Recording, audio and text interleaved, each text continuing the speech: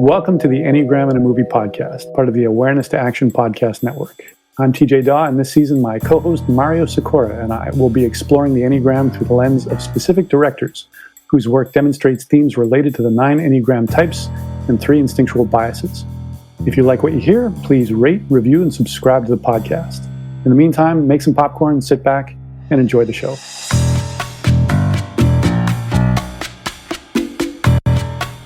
So next movie, Jurassic Park, another huge hit. And I was watching something about the licensing of Jurassic Park paraphernalia after the movie and the money that was generated from T-shirts and video games and dinosaur toys and lunch boxes and all these other sort of things was just astronomical. The movie itself was pretty big budget for Spielberg, and for the time was $63 million, but it made over $1 billion in the box office. It was a huge hit. Let's see. So Jurassic Park, I'll give a quick overview of the story. Again, starring Sam Neill, Laura Dern, Jeff Goldblum, Richard Attenborough. But quite frankly, the actors are irrelevant in this movie, right? You could have taken anybody and put them into those roles, I think.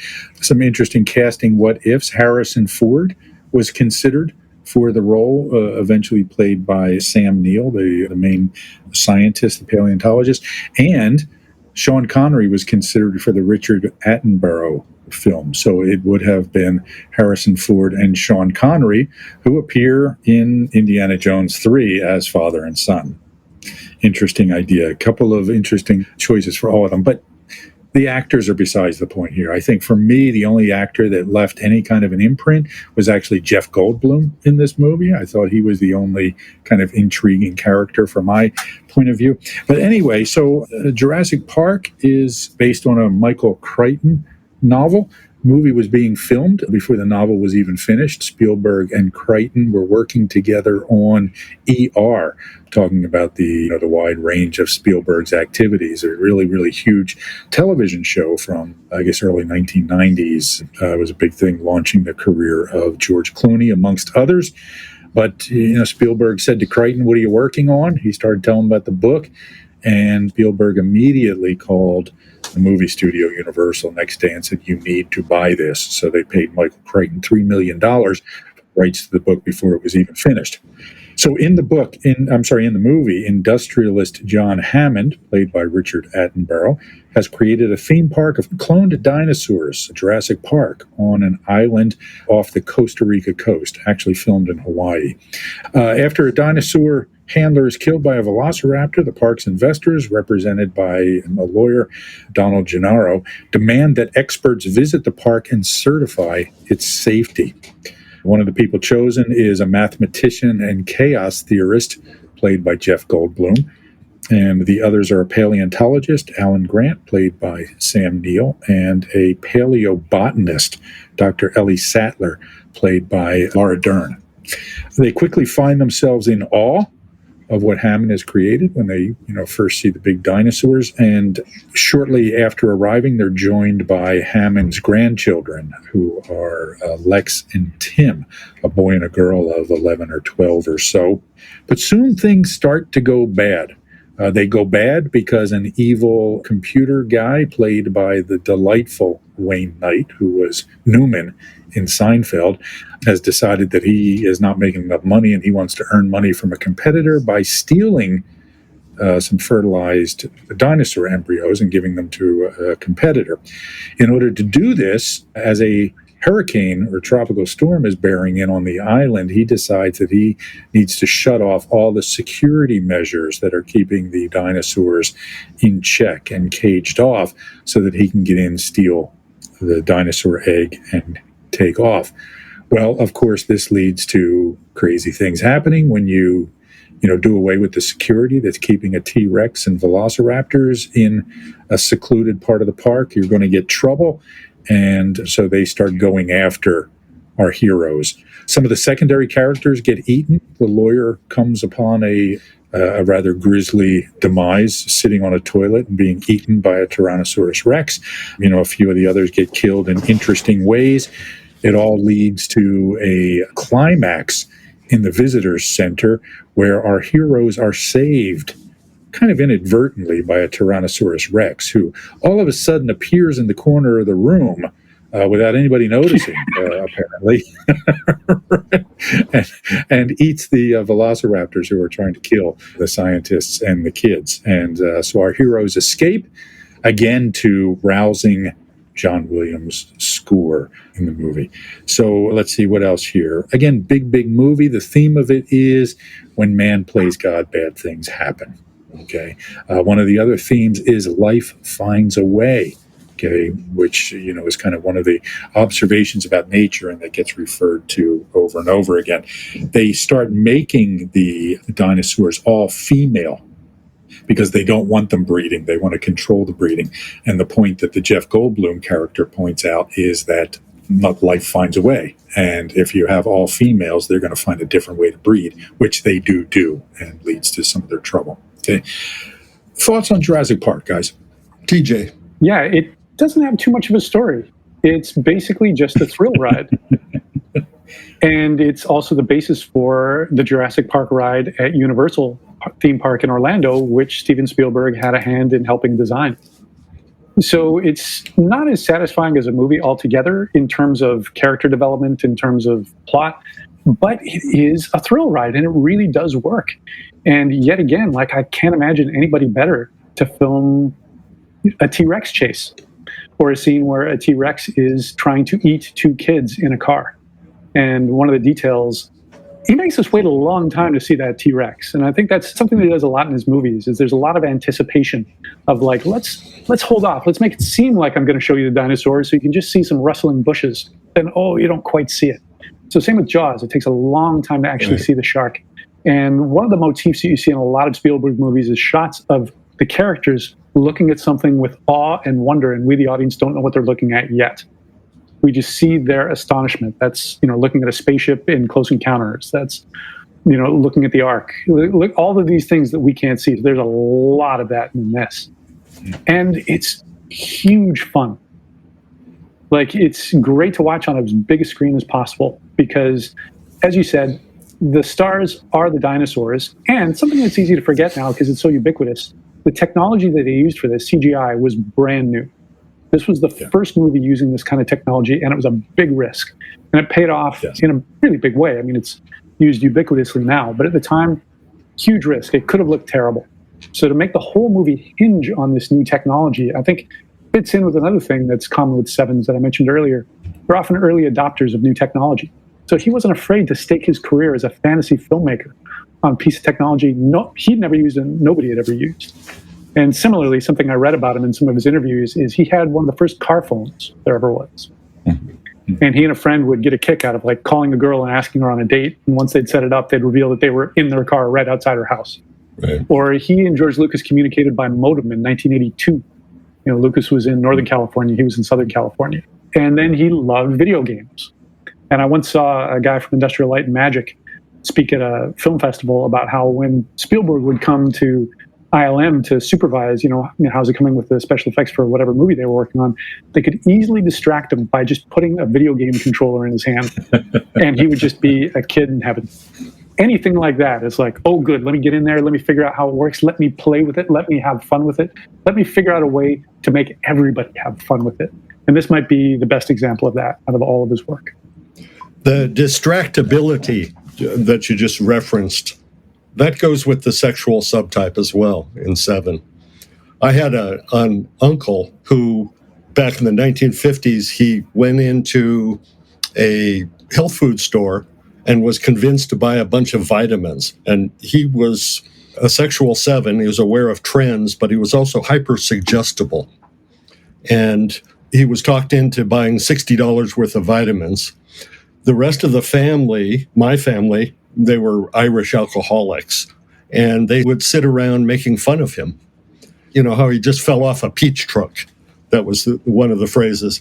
And how naive he was, and how ridiculous he was.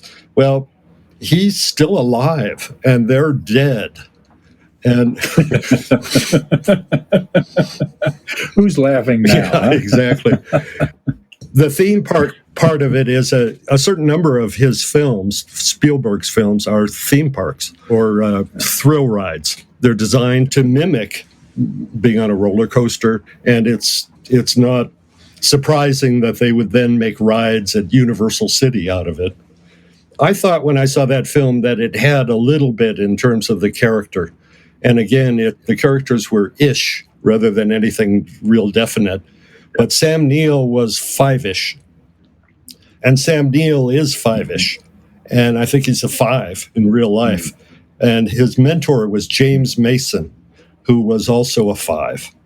Oh. And Jeff Goldblum is kind of an ironic nine, but he's got some range. But the other thing I thought was sort of central was Richard Attenborough's character. I thought that was pretty close. I believe he was a seven in real life. And that was pretty close to what the seven-ish theme stitched through the thing, which was, let's create a thrill ride. Let's create, a wondrous adventure. What could go wrong? And, the film is about everything going wrong. And him kind of coming around, him being sort of flexible at the end and saying, he agreed with everybody else, let's get the hell out of here. Yeah. So it's interesting. Again, keep on with this theme of the thrill ride. So even when they're coming into the island on the helicopter gets bumpy, right? The Sam Neill character just trying to put his seatbelt on. And the Jeff Goldblum character is kind of enjoying it, right? So there's that. Right from that point, there's a thrill ride. And then when Hammond is showing them about the technology that they're doing, they're sitting in this little theater area, and the bar comes like a ride, right? I mean, it literally is a ride, as they're learning about the technology. And so, they move in these seats like you would on an amusement ride. And in order for them to get up to go explore, they actually have to force the protection bar off of them, right? Like they would have there. So again, saw this in the theater, was mesmerized by it, was thrilled by it. And it did have to do with the excitement of it and the technology, right? I think for me, Jurassic Park was one of those moments similar to Avatar, right? Where, I remember seeing Avatar in the theater with the 3D glasses and saying, oh my gosh, this is something new. This is something different. And it's funny because I thought watching Avatar, not to get distracted here, movies will never be the same. My kids will never see movies the same way. But that kind of came and went, right? The 3D movie thing just sort of disappeared. But CGI certainly did not, right? For better or worse. Because for me, when I watched it again, okay, fun movie, interesting. I thought the, be careful about science thing was a little bit ham-handed, for my taste. But the characters weren't particularly developed that interesting. And I think just being jaded about CGI these days made it less enjoyable for me. But I actually wrote in my notes that this is a thrill ride in search of a movie, right? And I felt the same way about John Williams' score on this one. It was matching the pace and theme of the movie, but it was unsatisfying for me, unlike the other scores.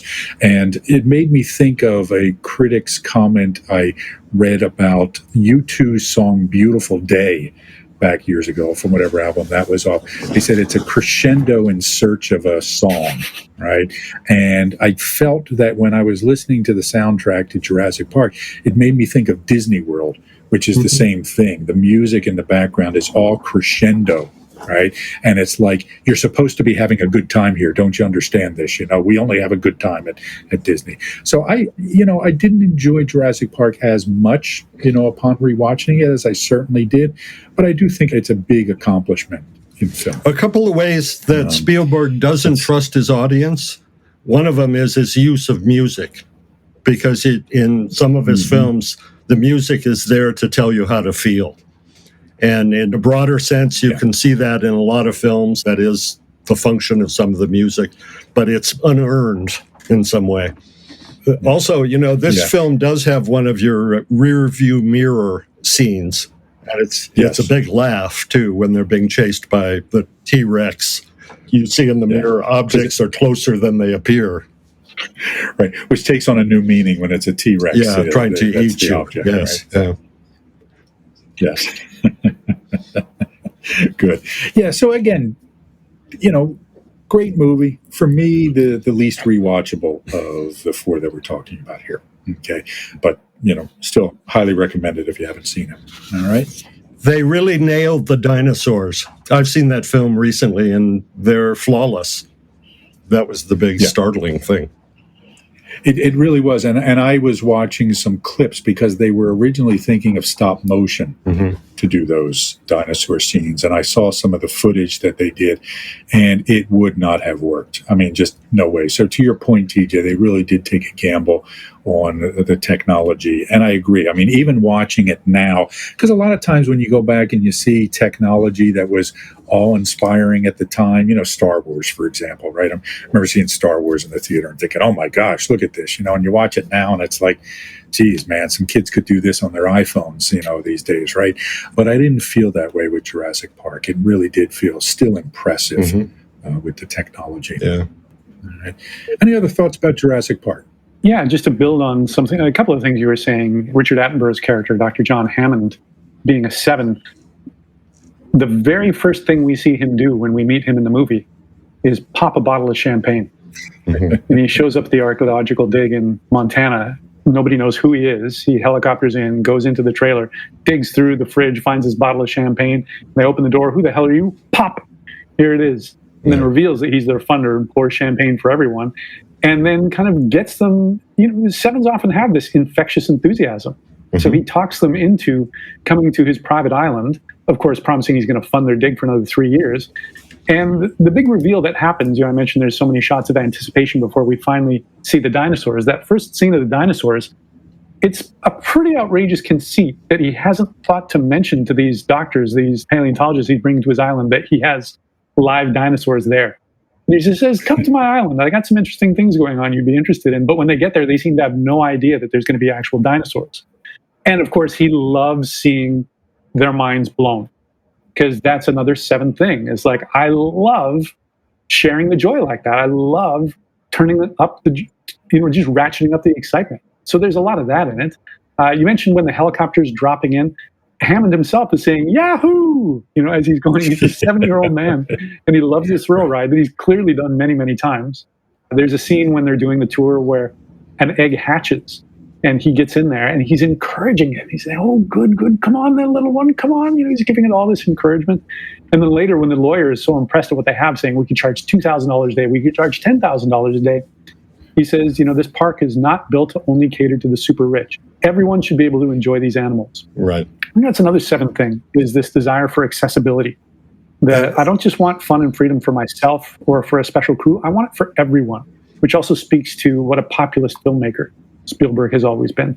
Yeah, they're naturally democratic, not in a political sense, but in I'm just going to comment on that. One of the things I notice about 7s, and particularly, like I said, living with a bunch of them, 7s, you almost never see ill will toward other people in 7s, right? I mean, they genuinely, they may not love everybody, they may not like everybody, but I almost never see spite and hostility coming from 7s, right? Which is one of the things for me that just makes them so appealing. And one of the things I love about 7s, I think it's because it's such a polar opposite for me. But just to put an exclamation point on that thing, it really is this idea of, look, let's just all have fun here. And I've never known a 7 to be elitist or snobby in the slightest. Just the reverse. I have. 7s who are performers, I've always... Oh, really? Okay. Joe Campbell. The 7s that I know of are... Oh, interesting. Can you say more about that? He just avowed it. He said, why deny it? He wasn't saying, I'm better, but he was saying there is an elite, and implied he was among them.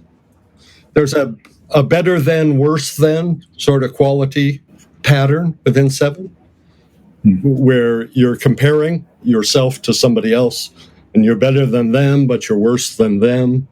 And sometimes that'll bring out spite, too. Sorry, I interrupted TJ. Yeah, I'm going to interrupt TJ here for a minute, too. I tend to see that in, what I would call the navigating subtype of the 7, right? It's more of this consciousness of, position Okay, where am I? Where are you? Where are people on the hierarchy, right? So there's an awareness of it, and sometimes it can bring out, I think, if the person is under stress and feeling that they're not getting their share, that can come out. But I do think, again, in general, that more so than a lot of types, there tends to be a lack of ill will from sevens in my experience. So go ahead, TJ. We've both interrupted you. Go ahead. Yeah. The sevens that I know, again, limited sample size, are very much, in every person and never talk down to anyone. A lot of performers I know who are sevens make a point of meeting the crew and, any backstage person and speaking to them as equals. Mm-hmm. And there's a lot of stories of Robin Williams entertaining the crew or the extras on sets of movies. Yeah. Or of crashing local comedy clubs when he's filming in a place. And he filmed a number of movies in Vancouver. So I know people who were part of an improv troupe that he just joined spontaneously. And they said he was actually a really good ensemble player, which you wouldn't expect necessarily because he's a massive star and he's hilarious and he's about as successful as a comedian as there's ever been. But he treated everybody as an equal. He had time for everyone. Another last thought about Jurassic Park is what you mentioned about the omnipresence of CGI. In some ways, the movie is almost an analogy for that, of this Dr. Frankenstein, of like, be careful with this thing that you've brought into existence because now you can't control it. And it's curious to imagine, what if this movie hadn't been made, or what if it had been made and it was really bad? Would CGI not have become the go-to piece of filming technology that it is? And I wonder how Spielberg feels about that. Because there's a lot of arguments to be made for practical effects, which is what he was using in Jaws and Raiders of the Lost Ark, what George Lucas was using in the original Star Wars movies, which just look and feel a lot more real than endless digital landscapes and digital effects, which at some level the eye often, not always, but often can read as, I don't quite buy that. And it can make a movie look like a video game and can prevent you from getting emotionally involved. Right. Interesting point. And again, going back to Raiders, and one of the things I said I really liked about it is that the stunt work, you could tell that, these are people really taking some risks and doing things that are exciting. And this looks like real people doing it. And I understand the downside to this, right? And the same thing can be said about Jaws changing the nature of Hollywood, right? It now went from, if you look at the movies that were made in the early 70s, okay, a lot different. You don't see those movies being made today, right? We live in the era that Jaws has spawned, right? Where there just aren't the character-driven movies that there used to be, or not nearly as many of them. Their movies are much safer, much more tentpole, right? It's got to be a big movie. We're only going to invest in certain ones and so forth. So, there's a downside to great success. I don't want to hold it against Spielberg, but, there are ramifications to that too. I feel the same way about fights in movies, right? I mean, I used to be a huge connoisseur of martial arts movies, but since now every every fighter in a movie is some kind of superhero, it's very, very different from a Bruce Lee or a Chuck Norris, or a Steven Seagal fight scene. It's just not interesting because it's so over the top crazy, and fake. So it has taken some of the nuance and pleasure out of watching movies, as far as I'm concerned. It's a kind of blockbuster syndrome too. Absolutely. Yeah. And Spielberg has gone back and, tried to dispel that notion of himself, right? Famously, The Color Purple was an example of that, saying, hey, I'm not just this guy, I can do this as well. But there aren't that many Steven Spielbergs, right? So we get more of the blockbuster than this. And The Color Purple wasn't a particular success. Right. Nor Empire of the Sun, or, Schindler's List was, and that's the exception. And another pattern that I noticed in his filmography is he made Schindler's List, or they came out. Schindler's List and Jurassic Park came out the same year. And he was working on the special effects on the set of Schindler's List. And if you look at the release of a lot of his movies, that pairing often happens. The Lost World, the second Jurassic Park, same year as Amistad. Or Munich came out the same year as War of the Worlds. Or Always came out the same year as Indiana Jones and the Last Crusade. Or The Post, he made that while he was working on the special effects or waiting for the special effects on Ready Player One. It's almost like this, I have to inoculate myself against this serious movie that I'm making by making a fun, popular movie, just so that nobody thinks that I'm all that. And that's something I see with sevens a lot in the world of performing. I know a few where it's like, I have to earn the right to say something serious by being fun and entertaining. And, it's probably not a coincidence. It took him 20 years into his career before he made Schindler's List, before he dared. Plus, I've got to keep busy and distracted, right. And not get bored by spending all the time working on right. something that is the same, right? And I also read that he wanted to film Schindler's List prior to Jurassic Park. The studios would only fund Schindler's List if he agreed to do Jurassic Park first. And so he did end up doing the post-production on Jurassic Park at the same time he was doing the pre-production on Schindler's List. So, boy, oh boy, how is that about holding two different, thoughts or mindsets in your head at the same time? Are you interested in learning more about our approach to the Enneagram? Go to awareness-to-action.com and check out our certification program. We offer a clear, concise, business-friendly, and science-minded approach while maintaining the depth of traditional approaches to the system. At Awareness to Action International, we're the leading innovators in the theory and pragmatic applications of this system to all aspects of the work environment, including leadership and personal development, team building, diversity and culture, and managing change. However, this approach is not just for the business world. A lot of people who attend our trainings do so for their own self-development or spiritual growth. Our certification program is one of only a handful of curricula accredited as a school by the International Enneagram Association. It is currently being conducted virtually and combines live sessions with asynchronous learning. Again, find out more at awareness-to-action.com.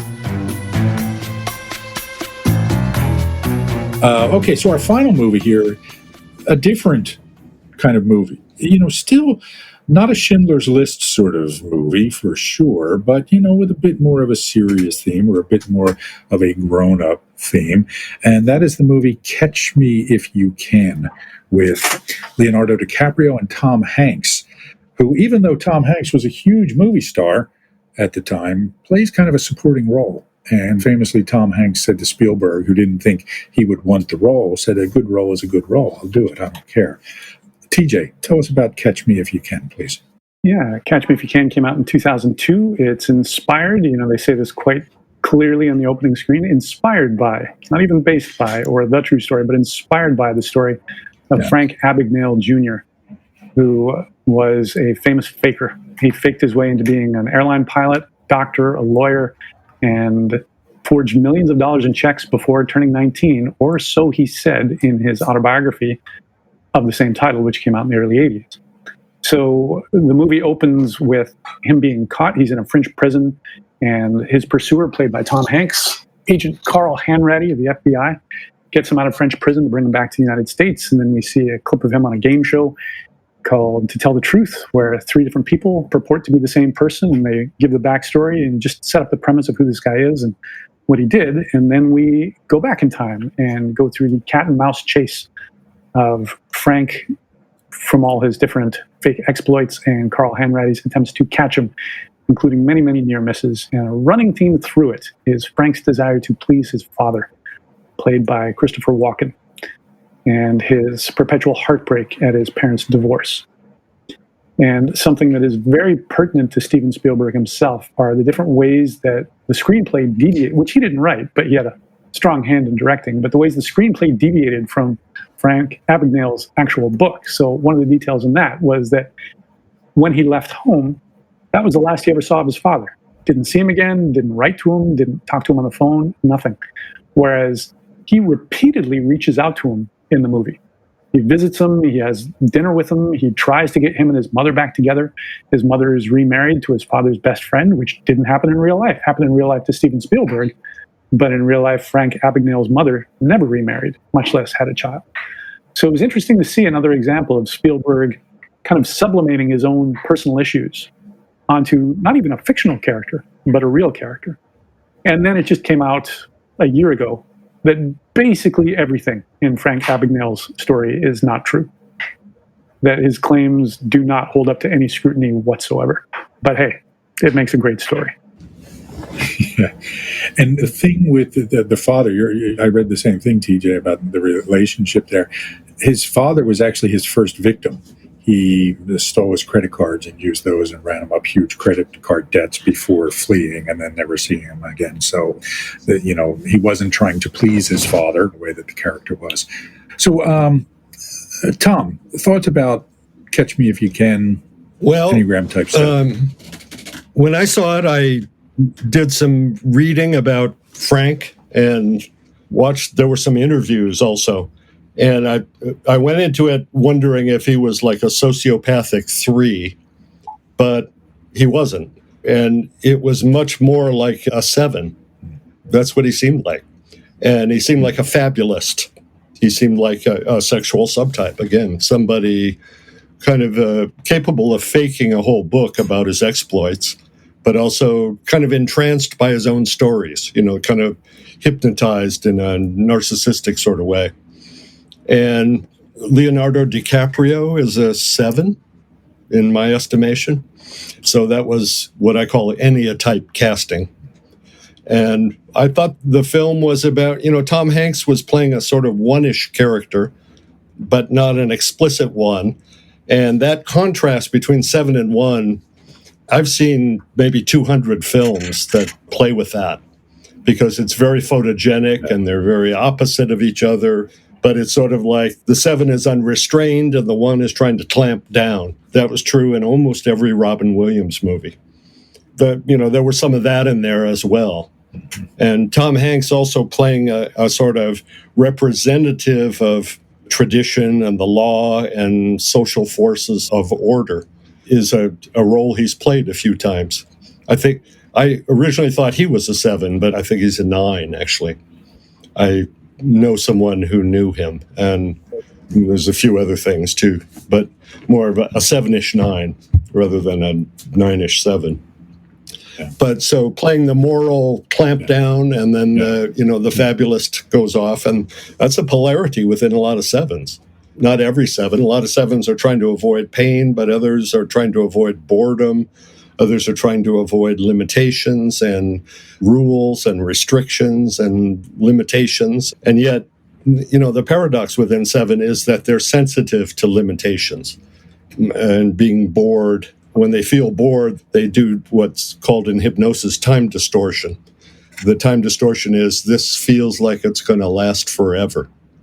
And so I've got to plan my next trip to Morocco or something in order to get away from the forever feeling of it. It's an illusion. It's a function of the unconscious, but that's what it is. And then, some of them will be avoiding judgment. Yeah. They'll be maybe attracted to it, but repelled by it at the same time. It's in lots of movies. Lots of movies. Yeah.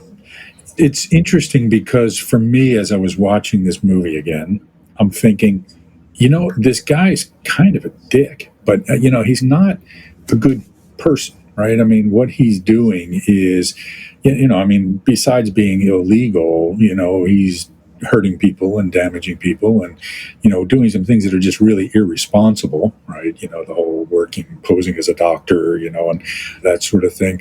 And, the havoc he is wreaking. And it's a weird sort of thing, but he comes across almost as likable, right? I mean, you kind of have some sympathy for him, and it's partly because of the way that the story is told, and partly because one of the things I see in 7s is that a lot of them, when they're less healthy, have this sense that they can charm their way out of stuff.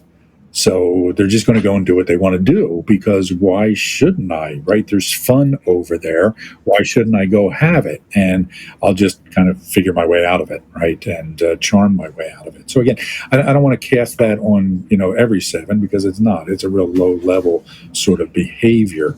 But I did have that, because when I was watching the movie, I'm thinking, like you were saying, Tom, is this a 3? Is it a 7?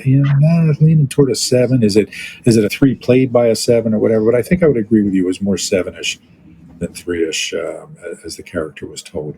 The degree to which a 7 is impelled to go find the fun, as you put it, is the degree to which there's some part of them that feels trapped or sensitive to being trapped. And they trap themselves, in essence, by the time they're adults. But they could have grown up in an environment where people were bored and boring, or there were limited options. There was they had to go to Catholic school, and they were victims of judgmental ones. There'll be different stories from different people, but I always see it in terms of polarities that way. Right. I thought the father, the Christopher Walken character, not one of his, more important roles, but felt a bit Seven-ish to me, right? In some ways, this idea of being the mouse that, stirs up the cream, sort of thing. And always, it's going to be fine. It's going to be fine. I'll bounce back. This will be good. This will be good. So that felt, kind of a Seven-ish theme there too. Tom, you might have an opinion on this. I don't have a thought, but it intrigued me watching the movie. I think maybe a 7. Walken. 7? Yeah. Yeah. Christopher Walken is one of my all-time favorites. I mean, again, this wasn't one of his more significant roles, but, I would listen to Christopher Walken read the phone book because I just think he's just so interesting. And, whenever I see interviews with him, he's just such a light spirit and, again, positive, fun, without being goofy and Robin Williams-ish, just, this light kind of, what's there to be sad about? Life is good. A dancer, singer, all that sort of stuff. So you could probably find a recording of a stand-up comedian reading the phone book as Christopher Walken. He's one of the most frequent subjects of comedy impersonations. And the stuff that he did in this movie, as I was watching it, was like, yep, that sounds like somebody imitating Christopher Walken. It's like doing his famous cadence with no self-consciousness whatsoever. Right. There was a film he was in called The Comfort of Strangers. Oh, love that. My father was a very large man. Yeah, wasn't that the famous the line young couple in Venice, I think it was, or Natasha Richardson. Yeah, it was Venice, Rupert Everett, and Liam Neeson's. Yeah. Go ahead. And I'm not easily frightened at movies, but he scared the hell out of me in that film. And he later said that he scared the hell out of himself. Yeah. That was a creepy, intimidating performance in a creepy and intimidating movie. Absolutely. Did you ever see that one, TJ? No. I've read the book. Yet. But okay. Yeah. Check it out. It was one of his more compelling roles. I always, for me, there's so many iconic roles of Christopher Walken, but I just love the one with Christian Slater, the Tarantino written movie with Christian Slater and True Romance. True Romance, thank you. I just think he's, off the charts, wonderful in True Romance. But are you interested in learning more about our approach to the Enneagram? Go to awareness-to-action.com and check out our certification program. We offer a clear, concise, business-friendly, and science-minded approach while maintaining the depth of traditional approaches to the system. At Awareness to Action International, we're the leading innovators in the theory and pragmatic applications of this system to all aspects of the work environment, including leadership and personal development, team building, diversity and culture, and managing change. However, this approach is not just for the business world. A lot of people who attend our trainings do so for their own self-development or spiritual growth. Our certification program is one of only a handful of curricula accredited as a school by the International Enneagram Association. It is currently being conducted virtually and combines live sessions with asynchronous learning. Again, find out more at awareness-to-action.com. All right, great. So other thoughts on Catch Me If You Can? TJ? Yeah, just to build on what you were both saying before about him likely being more of a 7 than a 3. One of the things about the way he's presented in the movie is that every single new role that he takes just kind of drops into his lap. There's no planning. There's no analysis of like, what's going to work? What am I good at? And there's a scene when he's faking being a doctor where he vomits at the sight of blood. So clearly he hasn't thought this through, but these things just keep dropping into his lap. So he stumbles into, faking being the teacher in a French class when he moves to a new high school and he's being bullied. He stumbles into how to forge bigger checks when the desk guy tells him that they cash payroll checks up to $300. He stumbles into the fact that airlines cash checks at the airport for their employees, or that there's such a thing as a deadhead where you can get a free ride to the next city. So all of those things, or escaping being caught as a doctor just by impulsively proposing marriage to one of the nurses and then going to visit her family in Louisiana and then just deciding, I'll be a lawyer now. Like, it's not because he feels the net closing in around him. It's just, this is this new thing that's just put in front of him. And he says, okay, I'll go with that. And he does. And he makes a go of it and charms his way through it by watching TV shows, apparently. Which gets to the other big point, something I've mentioned before, is why let truth get in the way of a good story? When you analyze this story with any critical sense, it just doesn't hold up. There's so many things like that, of like passing the bar exam with 2 weeks study, or being a doctor in any functional way when you can't even stand the sight of blood. Or there's a scene when the law is closing in on him at the Miami airport, and he then recruits a bunch of university students to be stewardesses and then flies out with them and uses them as a smokescreen so that the agents don't see him. Well, why not fly out of literally anywhere else? And, he's taking them to Europe ostensibly. Well, how do you do that without passports? And then eventually when he's arrested in France, the French police show up with guns. French police don't carry guns. So there's many different things like that in the movie that don't hold up. But again, Spielberg is just so thrilling of a director that you probably don't ask these questions until much later, or if you're actively studying the film in order to talk about it in a podcast. It was a story of opportunism. Right. Yes. Yeah, absolutely. No forethought, no planning, just it's going to happen. And back to your point, Tom, about the sexual, or what I would call the transmitting seven, I completely agree with you about this idea of distractibility, right? So the other sevens aren't as distractible, right? All sevens, all of us are to some extent. But what I find is that with the social or navigating seven, there's more of a concern that I might get bored at some point, which is different. With transmitting seven? No, with the navigating seven, there's this idea that, I have to have things lined up for the future. I have to have options, right? So I think of my son, who's a navigating seven. I've got these friends that I skateboard with, and these friends that I play basketball, and these friends that I do this with, and these friends that I do that one. So if I start to get bored with this, I have a backup plan. Okay, that's, kind of their modus operandi. Whereas with the transmitting or sexual seven, I can be deeply engaged in something and then, oh, wow, what was that bright, shiny object, right? And get that kind of distractibility. So it's a different sort of energy among the different subtypes. Right. With the sexual subtype, they're protecting themselves with a veil of fantasy and story. And that takes the edge off of bruising early circumstances or limitations that they understand are characteristic of the world around them. The last one you were talking about, navigating? No. What's the other one? Yeah, or what others would call social. I call it navigating. So the stuff you just said about that, to me, would be about the self-preservation seven. Well, it's an area of disagreement with us that we can explore sometime. But for me, with the preserving seven, there is this element of I have a kind of tight support network, right? I have a close group of friends who are there, but it's more of a focus on the environment and the things in it, right? I find comfort in the nest and the necessities of the home and that sort of thing. So, but we can get into the nuances of the subtypes of the seven at another time. But the realm of chosen family also. Yes. I would agree with you.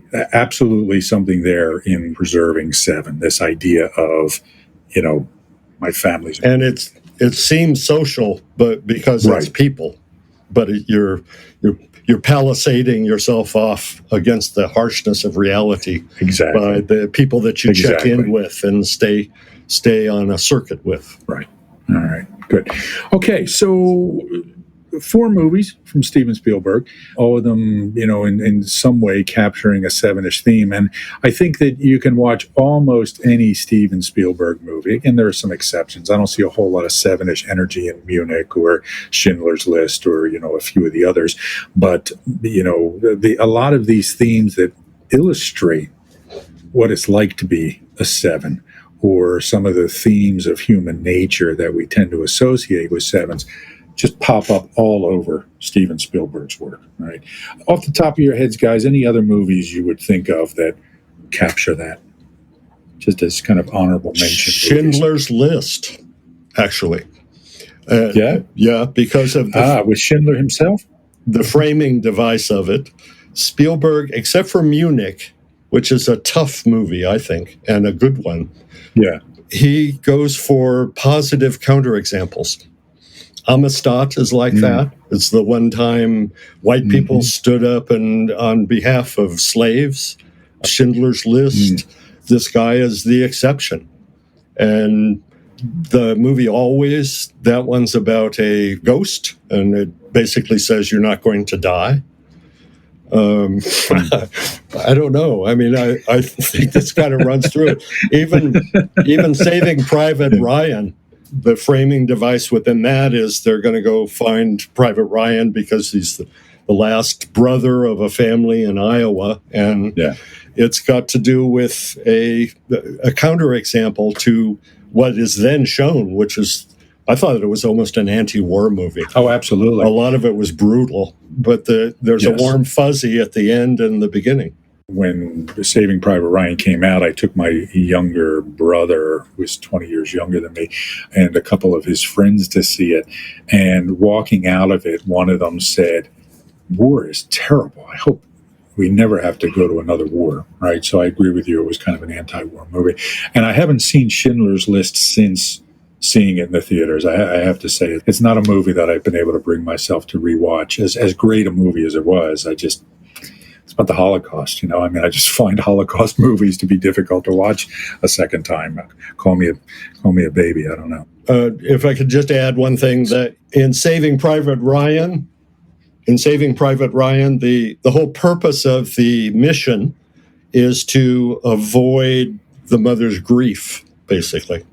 Yes. Yeah. Go ahead, TJ. You were going to say something.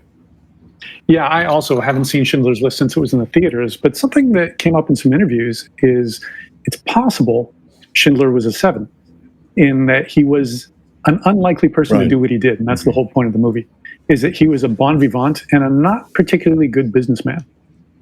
But he liked drinking and he liked womanizing.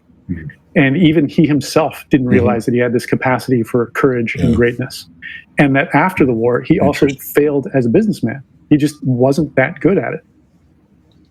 So that's a theme you see a lot in Spielberg movies, is that the ordinary person, the completely ordinary person, is the person who has greatness in them, which I think has a lot to do with Spielberg himself. You know, in any interview with him, he's probably wearing a baseball cap and a checkered shirt. Like, he just looks like a normal guy. His movies are unselfconsciously full of product placement and TVs being on and food all over the place. And he just doesn't seem to have any aversion at all to the messiness of regular life. And something Richard Dreyfuss told me is that Spielberg loves suburbia and always has. And it's interesting to think of this guy with kind of a Mozart-level talent being in the body of just a completely ordinary, average guy. And in some ways, E.T. is almost an analogy for that. He described E.T. as wanting to make a movie about a 10-year-old boy who develops a friendship with a 900-year-old being. And in some ways, Spielberg is that. He's this eternal youth. There's a 10-year-old boy in him. And then there's this wisdom of somebody far beyond his years that kind of gives him this genius with the Peter camera. Pan, yes.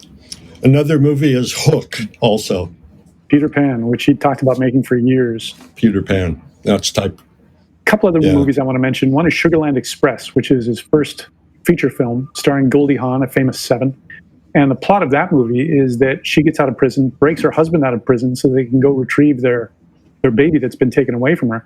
But they don't really seem to have any kind of a plan. She hasn't thought things through. They're just shucking and jiving. And just like, you know, the character in Catch Me If You Can, you have to ask at some point, is like, how did you think this was going to turn out? Like, you didn't think you'd get caught? But it's fun and it's exciting. And the whole movie is basically a chase because the police are pursuing them right from the beginning. So it's a feature-length chase, as is The Adventures of Tintin, animated movie. It's just one cartoonish chase after another. And I rewatched Indiana Jones and the Temple of Doom and Indiana Jones and the Last Crusade, neither of which I'd seen in years. I'd seen them both in the theater when they came out and loved them. But as I was watching them now, especially like right after watching Raiders, you can see it's like, oh, he's doing kind of a 7 thing, which is, this thing was fun. Let's do it again. Let's have more of it. But it's wearing thin. And all the ingredients are there. It should be satisfying, but isn't, and you can't really put your finger on why. Right. They're not great films, but they're very interesting to watch to show that trajectory of the way a 7 Yes. operates. And I haven't even seen the Jurassic Park sequels, but I understand it's the same thing with those. Yeah. It's almost as if I'm kind of boring myself with this, right? I'm doing it for whatever reason, but I'm losing interest and not putting my all into it. So, Well, the most recent Indiana Jones film was full of CGI, computer-generated graphics. And you could really tell the difference between what we were talking about earlier with Raiders of the Lost Ark, for example. And it got bigger and more elaborate. It made a lot of money, but it was stupid. And, just really didn't work, I thought. just because he survives an atomic bomb explosion in a refrigerator, I mean, what, you think that's stupid? That's just common sense. That's what you do. Duck and cover. All right, very good. Quick Goldie Hawn story, since you brought her up. I was actually, years ago, I went to see a talk by the Dalai Lama at American University in Washington. It was an auditorium, about 5,000 people or so. And, the Tibet thing was very big. This was the late 70s, so the Richard Gere's and the Goldie Hawns and the Adam Yauch from Beastie Boys were there. And so it was a day-long talk by the Dalai Lama. And Goldie Hawn was there with her daughter, Kate Hudson, who was not famous yet at the time. But both of them tall, which surprised me. I stood within 5 feet of them, and they're relatively tall. And the daughter, Kate Hudson, one of the most beautiful women I've ever seen in my life, my wife aside. But there was a lunch break in the middle of the day, and there was kind of this special area for the celebrities, okay?